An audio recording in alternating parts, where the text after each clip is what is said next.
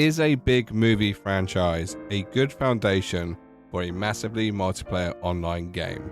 Let's rewind a bit. It's the year 1999, and one of the most influential movies ever made is about to release. No, not Shrek. That wouldn't be for a few more years. The movie in question touches on themes about reality, digital escapism, and the blurring lines between the virtual and the real. Sounds like all the ingredients for a decent video game. So what movie am I talking about? Well, it is of course The Matrix. A movie so inspiring it made wearing trench coats to school cool. You look like you're about to tell your friend not to come to school tomorrow, man. The film was a box office success, earning over $460 million worldwide.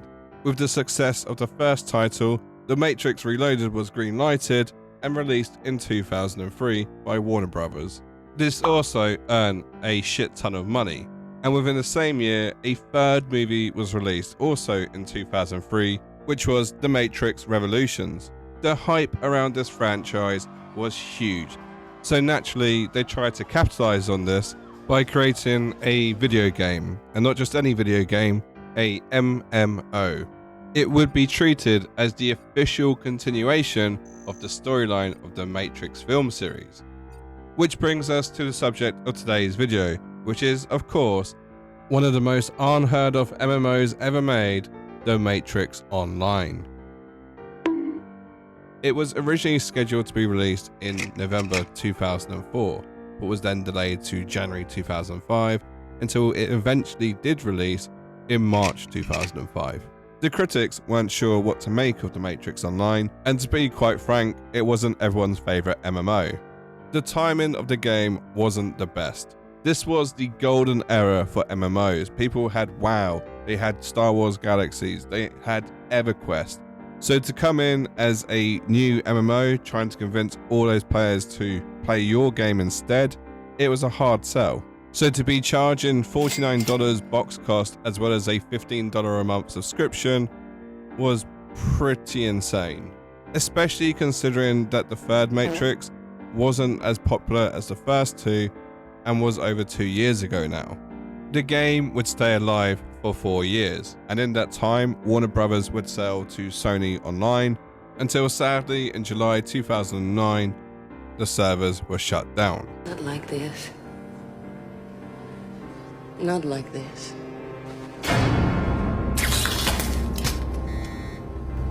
Too late. At the time of closure, it had fewer than 500 active players, so it's pretty much the same as the Elder Scrolls Online.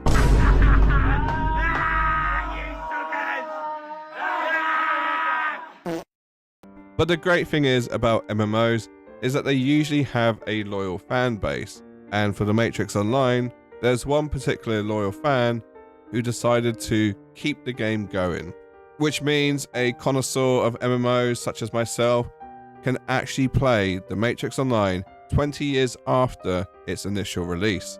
So if you like hearing about games that are no longer relevant and no longer exist, then maybe you should check out my YouTube channel where I do deep dives into games which have been long forgotten, just like how everyone's forgotten about my YouTube channel. Like and subscribe? So join me as I snatch the red pill and blue pill out of Morpheus' hand and plug in to the Matrix. Let's begin.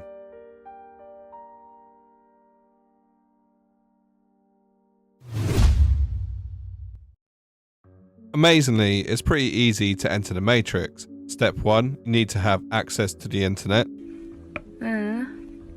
You will then need to go to mxoemu.info, register your account, and then download the emulator. Easy peasy. Surprisingly, there are no other private servers.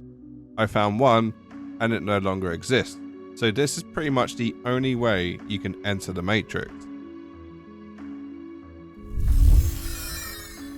Okay, that was pretty cool.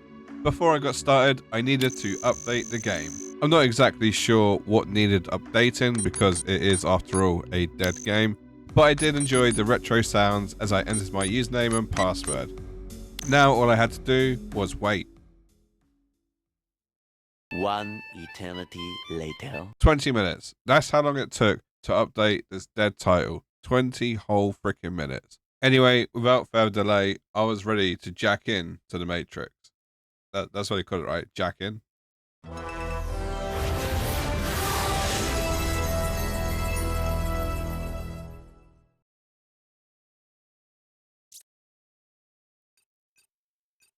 Operator.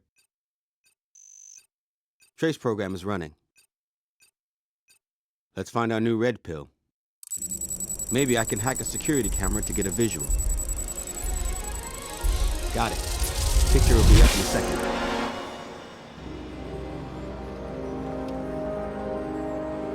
Man, look at them all. This is going to be harder than I thought. You've had your eye on this one for a while, huh? Did you do a standard psych profile on him? I have to say, that's probably one of the coolest ways I've been introduced to a character creation screen. But also, check out these character descriptions. It's like a spectrum of your typical MMO players. Of course, they had one which described me perfectly: troubled intellect. The idea here is to obviously help you determine your base stats, which my brain was big enough to work out for itself. I told you I was troubled. There were 4 presets to choose from, which were a mix of male and female, and once you selected one, you could then go into greater details as to how you wanted to look. I spent hours sculpting and customizing my perfect character, but ultimately, there's only one look which I feel would fit into the Matrix. What is the Matrix? Probably the question I am asked most, and you are the fish. Sometimes they'll give you some food to eat. Life's not too bad in the fish tank, until you try to escape. And the Matrix is constructed with glass walls on all sides. Most people are unaware of this. Most people are perfectly happy to stay inside of the fish tank. They have no idea these glass walls even exist because they're not trying to escape. As a fish, if you do what you're supposed to do, the glass walls will never trouble you. You won't even know they're there. There is nothing stopping you. And help people and be honest and be good and tell the truth, then you've not been trying hard enough to escape. You break out of the Matrix. I'm waiting for you.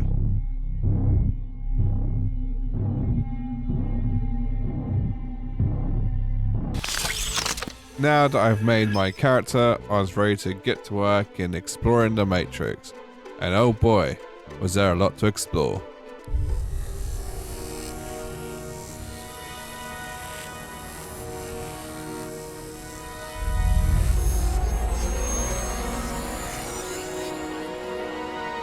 For a good 20 seconds there, I genuinely thought the game had bugged out.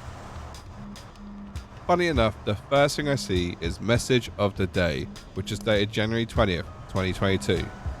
It might be worth pointing out that I believe there is only one dev working on this restoration, so I'm guessing progress is kinda slow. So let's talk first impressions.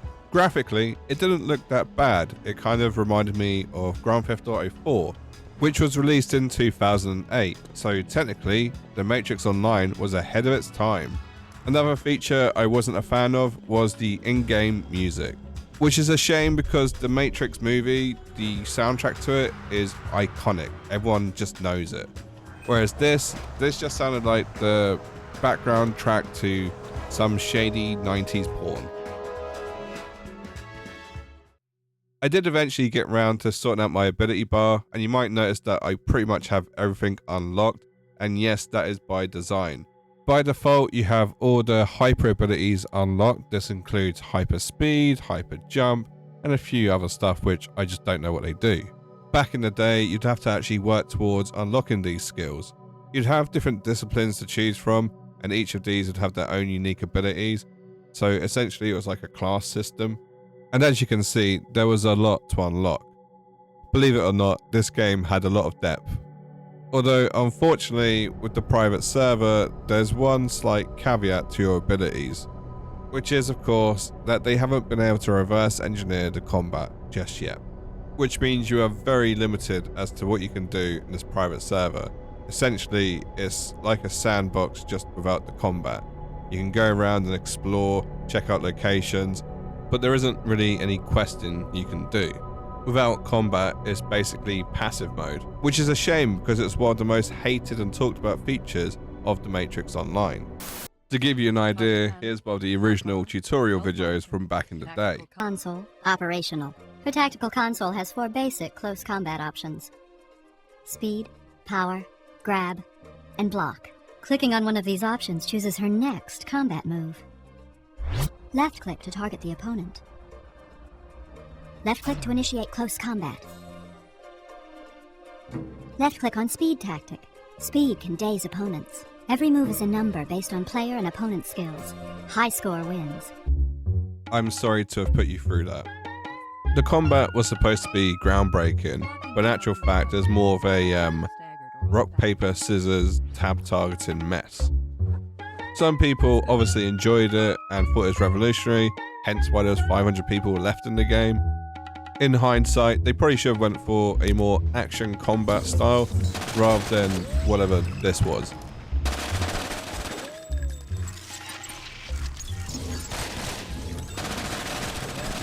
So with no combat and no questing, all I could really do was just explore and see what Easter eggs I could find, if any.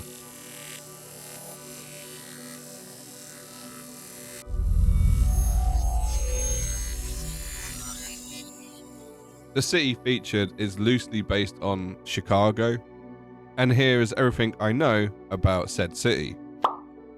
I know it has a giant bean, however The Matrix Online does not. I decided to teleport to some random places just to see what there was to see, but sad to say, it all pretty much looked the same to me. I did find one area which looked like a downtown Chinatown, but that was about the top end of the diversity when it came to exploring the city. I was however impressed with the amount of buildings that you could go inside of. However, the interiors were a lot of copy-pasted asset. I honestly felt like I was trespassing on someone else's property. There was no one else on the server, it was just me exploring this dead world and not exactly knowing what I was looking at. So I decided to go onto the official Discord and see if maybe I was missing something. And I was, and it was actually quite interesting. As someone who's now played a lot of dead MMOs and half-resurrected ones, I'm fully aware that the roleplay scene never really dies as long as you can still emote and talk. For instance, when I played WildStar, the server is nowhere near complete. There's still a lot of missing missions and questing and all sorts. However, the housing functionality is 100% up and running, which means the role players can simply build their houses and just live out their WildStar fantasies. And what I discovered on the Matrix Discord was 2 things. Number 1, player-driven missions. These are missions which were acted out by players in the community and acted almost like a treasure hunt. You have to remember, more people were interested in the questing with The Matrix Online than they ever were with any other feature. It was easily one of its biggest selling points, the continuation of the Matrix story. And the other cool feature that happened every month was, of course, a dance party.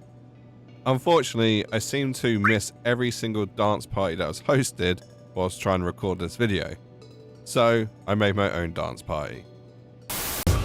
Don't touch me there. My no square, square, square, square, square. No, don't touch me there. This is my no square. No, don't touch me there. No, don't touch me there. This is my no square. No, don't touch me there. No, my.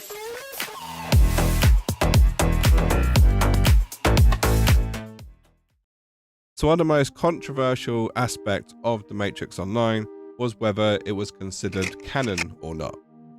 The Wachowskis actually wanted The Matrix Online to be a continuation of the Matrix trilogy, so in their eyes, of course, it was canon.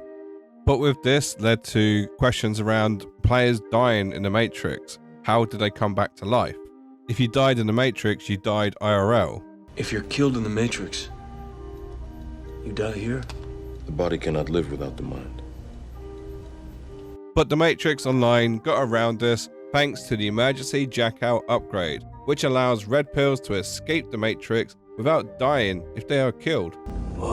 I'm sure that's not considered law breaking, but the biggest controversy was as shocking as the Game of Thrones Red Wedding episode. Main characters were not safe, and in this case, Morpheus would have to die. A character named the Assassin was hired to take down Morpheus, and sadly, it seems as though he was successful in his task. What a way to go. As you can see, it wasn't one bullet, it was a flurry of bullets. So many that it's hard to come back from. Stop! He's already dead. A lot of people put this down to the reason that Morpheus wasn't in the fourth Matrix film. Well, not in his original state anyway. But way before then, there were arguments as to whether Morpheus was even considered dead.